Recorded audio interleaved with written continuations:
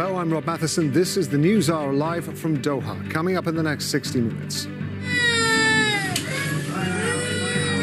Scenes of chaos inside Gaza's overwhelmed hospitals after Israeli strikes hit Palestinian homes. Dozens have been killed. Families are searching through rubble for survivors. They ordered them to bend down and executed them. They killed them all. Testimonies from Palestinians in Gaza accuse the Israeli army of committing illegal executions.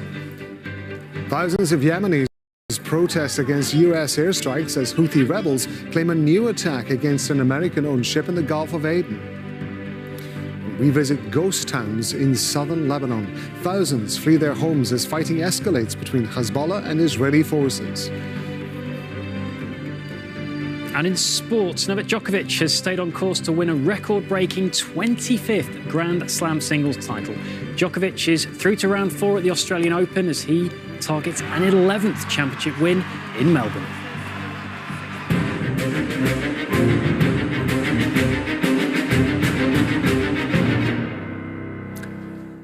It's just past 13 GMT, that's 3 p.m. in Gaza, where Israeli attacks on different parts of the Strip have killed at least 25 people.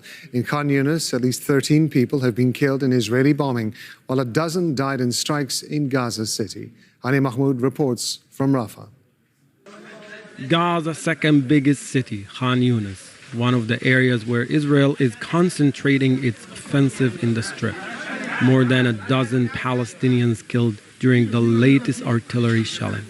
Further south in Rafah, more residential blocks have again come under attack, killing dozens of people and trapping more beneath the rubble of their homes. We were sleeping when my family woke up to the sound of the explosion. I didn't know what had happened until my sister told me. She said our family house was hit by a strike and all of those inside it were killed, 17 people.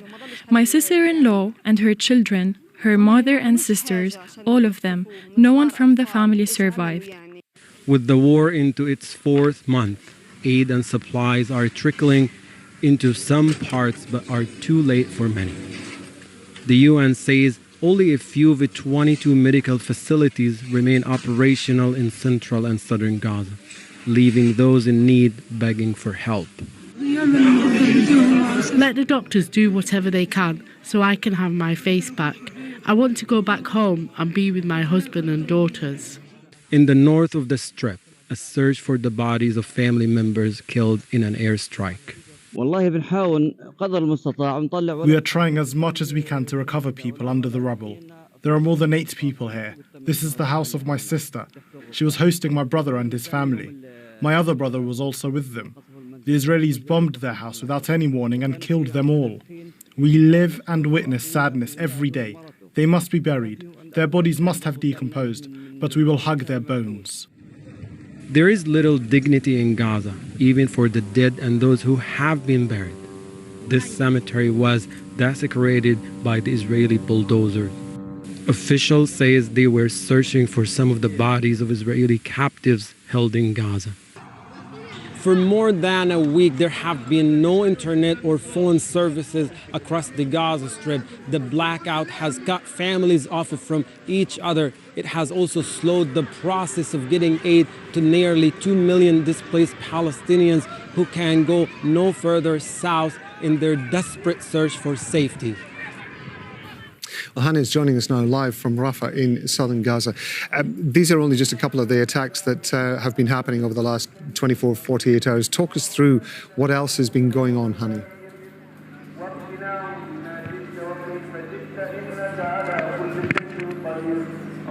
Yes, well, intense aerial bombing campaign continues to pound across the Gaza Strip, but mainly concentrated right now in Gaza and the central area, where two more people reported killed arrived at Shifa Hospital, and 4 more we're looking at Al-Maghazi.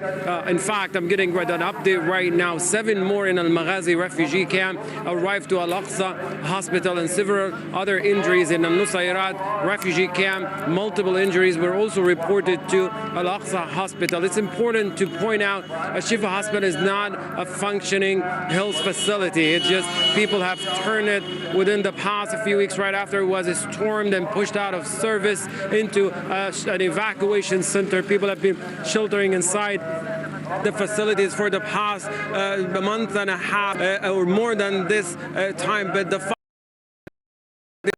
view of the medical staff is in the hospital, but they don't offer any medical treatment or intervention to any of the injuries that arrive to the hospital, just putting the risk of injuries who arrive to that facility at risk. In the central area, there is a tsunami of injuries that have been channeling to Al-Aqsa Hospital, and we're looking at a very overwhelmed health facility right now with people literally on the floor of the hospital waiting for medical staff to intervene and to save them. And that's why we're seeing an increased number of casualties, increased number of those who are dying because not only they're injured, but also they don't get the necessary medical intervention needed to save them. In Khan Yunis, the situations are not better at all. We're looking at intense aerial bombardment throughout the night to early hours of this morning. Just within the past hour, more intense artillery shelling within the vicinity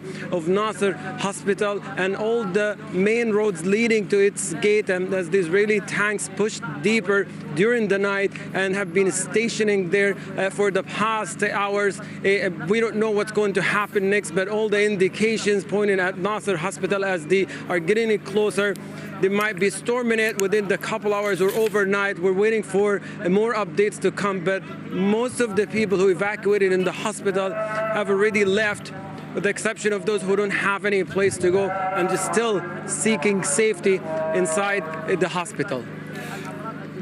Hani, thank you very much indeed. We're going to be keeping in touch with you and trying to find out more about what's going on with Nasser Hospital, as you say, as those attacks start to approach within the next few hours. Hani Mahmoud in Rafah, thank you very much indeed. Gaza is now into its 8th consecutive day without internet and phone service. It's the longest communications blackout since the war. Our correspondent Hind Al-Khawdari reports from Deir al-Balah in central Gaza. For more than a week now, the Gaza Strip has been disconnected from the world. 7 days without internet, without calls, without withdrawing from the bank. Here we're in front of a bank, the Palestinian bank, where normally this area is filled with hundreds of people trying to withdraw money because people in Gaza Strip lost their jobs for more than 3 months now. They have not been working, and the only way they depend is on the money transfers from their family abroad and so on. Here also, the bank provides people with internet, and people normally sit here and call their family from abroad, call each other, call people in the northern areas, in the southern areas, but for the first time, it stays for 7 days, more than 7 days. This is not the first telecommunications blackout on the Gaza Strip. It has been the 5th, but it's this long. And according to PALTA, the Palestinian telecommunication company, they said that they sent 2 of their team workers to fix the problem, but they were killed by the Israeli forces. According to the Palestinians, they told us that this is another type of torture, not being able to call your beloved ones and not being able to reach the ambulances, to call if anything surrounding your house happened or an airstrike.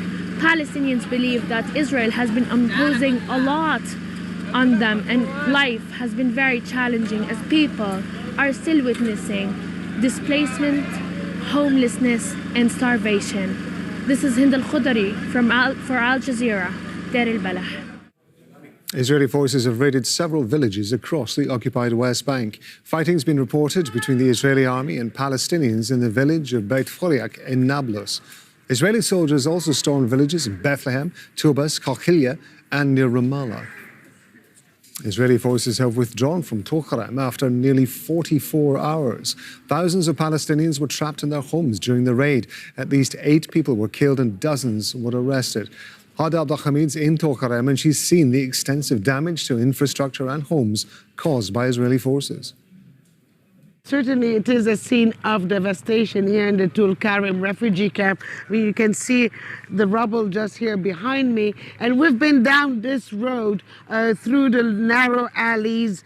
And everywhere we go, we see exactly the same things. Roads that have been torn up, businesses destroyed, house destroyed, cars burned. It's absolutely everywhere. The level of the devastation in this camp is something I have not seen in other camps where there were similar long raids. And everyone I spoke to said that this is really a first, that ever since October 7th, well, yes, there has been destruction. Yes, the occupation forces came with their bulldozers and made some damage, but at each raid, that damage increases and increases further. According to the Red Crescent that was here on the ground throughout the morning, well, they say that there's at least 100 buildings inside this camp that have been either destroyed or partially damaged. So certainly putting a lot of pressure on those who live here.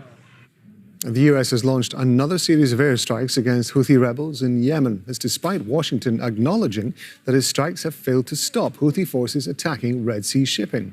Alan Fisher reports. America and its partners are stepping up attacks in Yemen. It insists it has successfully targeted Houthi missile launch sites. But from the president, a stark, perhaps even a shock admission, it's doing little good. Are the airstrikes in Yemen working? Well, when you say working, are they stopping the Houthis? No.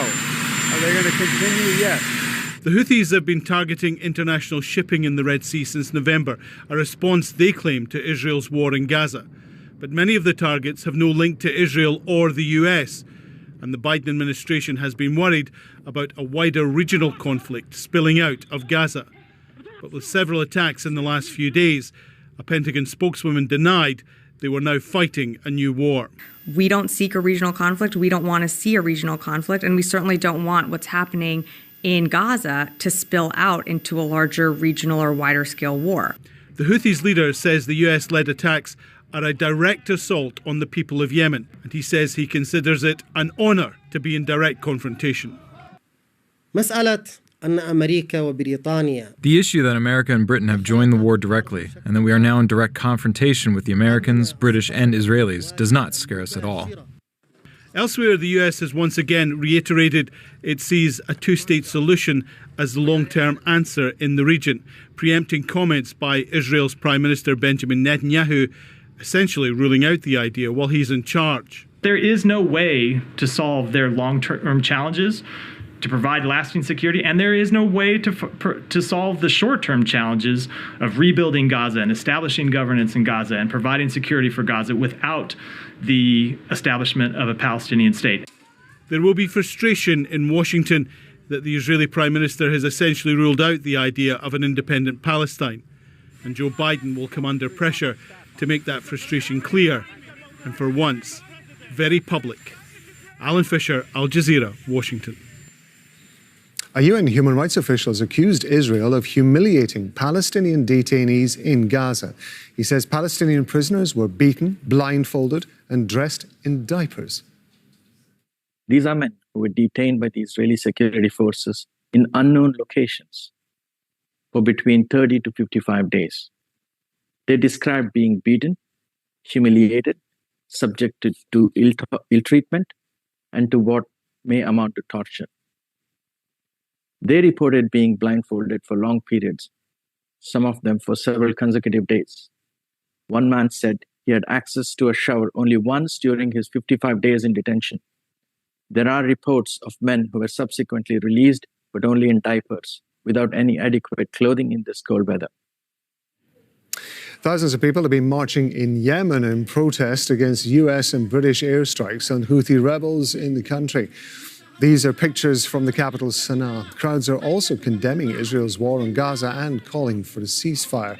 The US has been targeting Iran-backed Houthis since the armed group began attacking vessels in the Red Sea that it says are linked to Israel. On Thursday, Houthi officials said they were targeted an American ship. Well, Al Jazeera's Mohammed Al-Atab is in Sana'a. He's been at those protests, and we can see some of the